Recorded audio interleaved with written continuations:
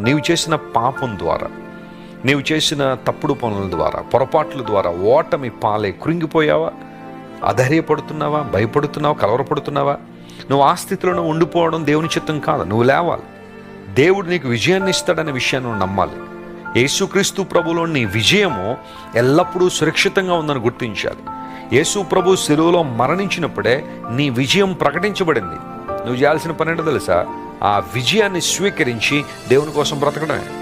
పౌలు అంటున్నాడు, మా ద్వారా ప్రతి స్థలమందు యేసుక్రీస్తు ప్రభు అనే సువాసన వెదజల్లుబడిన నిమిత్తము క్రీస్తు ప్రభుకి జ్ఞానము వెదజల్లబడాలి, వ్యాప్తి చెందించబడాలి.